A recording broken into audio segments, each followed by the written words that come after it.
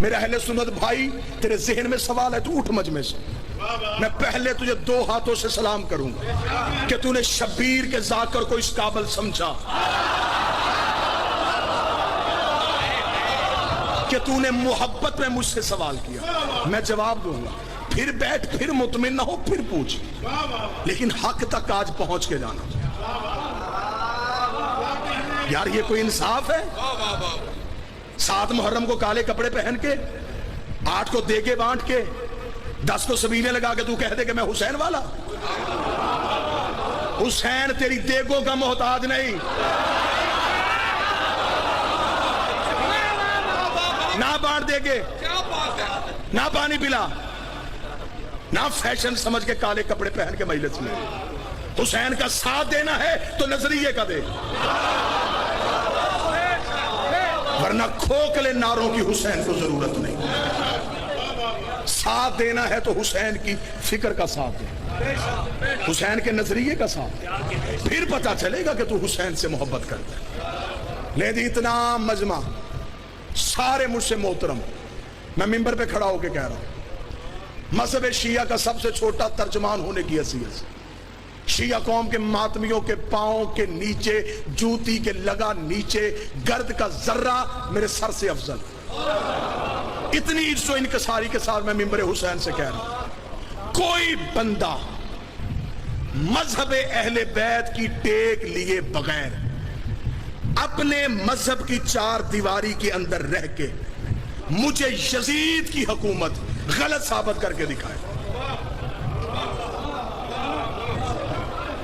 داد بالکل نہیں آپ نے دینی جب تک بات آپ کے اندر تک نہ گھس جائے۔ مذہب اہل بیت کی ٹیک نہیں لینی، حسین کا سہارا نہیں لینا، رہنا اپنے مذہب کی 4 دیواری میں،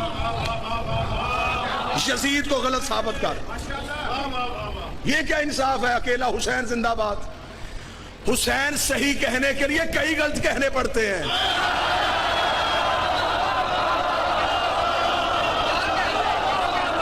بس یا حسین، صرف یا حسین، کیوں؟ حسین صحیح کہنا پھر کھل کے کہے، رہ اپنے مذہب کی 4 دیواری میں، کر یزید کی حکومت کو غلط ثابت۔ کیسے کرے گا؟ ہم ہیں امامت والے، ہمیں پیچھے کر دیں، ہمیں چھیڑنا۔ آپ خلافت کو تسلیم کرتے ہیں، میں آپ کا احترام کرتا ہوں، لیکن میں محبت کی فضا میں سوال پوچھنے کا حق رکھتا ہوں۔ آپ کے ہاں نبی کے بعد پہلا خلیفہ کیسے بنا تھا؟ اجماع امت سے۔ سن لینا، سن لینا، اجماع امت اکٹھی ہوئی سقیفہ کے میدان میں۔ خلافت والوں کے ہاں یہ نظریہ ہے کہ رسول کسی کا اعلان کر کے نہیں گئے تھے، امت کو اپنا اگلا خلیفہ چننا تھا، امت کا حق تھا۔ جمہوریت ہوئی، ووٹیں دی گئی، اور ان ووٹوں کے ذریعے، توجہ کے ساتھ، لفظ کا لہو نہ ہو، سطر کا قتل نہ ہو، ان لوگوں نے ووٹوں کے ساتھ امت نے اکٹھی ہو گئی، نبی کا خلیفہ چن لیا، مان گئے، ٹھیک ہے، ہم آپ کی عزت کرتے ہیں، یہ آپ کا نظریہ ہے، آپ کو مبارک۔ آپ نے پہلا خلیفہ بنایا ووٹوں سے، جب دوسری خلافت آئی پھر ووٹیں کیوں نہیں تھی؟ پھر آپ نے طریقہ بدل دیا، پھر پہلے نے دوسرے کو نامزد کیا۔ اگر ووٹوں والا خلیفہ ٹھیک تھا تو پھر نامزد کیوں کیا گیا؟ اگر دوسرا خلیفہ نامزد ہو گیا تھا، پھر تیسری دفعہ پھر اصول بدلا، پھر 6 بندوں کی کمیٹی بنی، اس نے پھر نبی کا خلیفہ چنا۔ یعنی کہ خلافت میں ہر دور میں اصول بدلے۔ 3 اصول خلافت نے اپنائے، یہ میرا علم عباس پہ ہاتھ۔ یزید کے پاس یہ 3 اصول تھے۔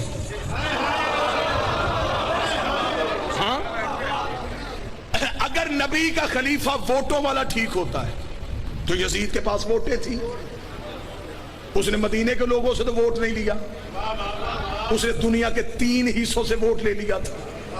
اگر مدینے کے لوگوں کا بنایا خلیفہ ٹھیک ہو سکتا ہے تو پھر جو 3 حصے دنیا کی ووٹوں سے بناؤ وہ ٹھیک کیوں نہیں ہو سکتا؟ خلافت کا دوسرا اصول، پہلا جاتا ہوا نامزد کر کے جائے، اسے اس کا باپ جاتا ہوا نامزد کر کے گیا تھا، اس کے پاس خلافت کا دوسرا اصول بھی تھا۔ خلافت کا تیسرا اصول 6 بندوں کی کمیٹی. یہ 6 بندوں تک تو بلون رکا ہی نہیں. اس نے 18,000 مفتیوں سے اپنی حکومت کے حق میں شرعی فتویٰ لے لیا تھا. کہاں 6 بندے, کہاں 18,000 فتوے. آج جو مسلمان اٹھتا ہے وہ کہتا حسین صحیح, یزید غلط, حسین صحیح, یزید غلط, حسین صحیح, یزید غلط. تیری مجبوری ہے یزید کو غلط کہنا, لیکن اگر تو نے حسین صحیح کہنا پھر کھل کے کہہ, پھر مان. حسین صحیح, ووٹیں غلط, حسین صحیح, نامزد غلط, حسین صحیح, کمیٹی غلط, پھر مان. غدیر صحیح, سقیفہ غلط. اس کا مطلب ہے کہ پھر صرف حسین صحیح نہیں, حسین کا پورا نظام صحیح ہے, صرف یزید غلط نہیں.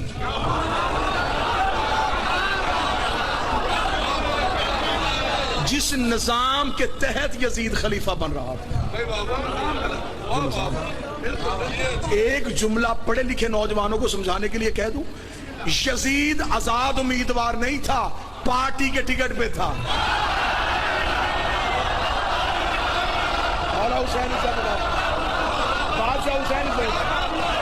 اب بتاؤ یزید کے ہاتھ میں کس پارٹی کا ٹکٹ تھا؟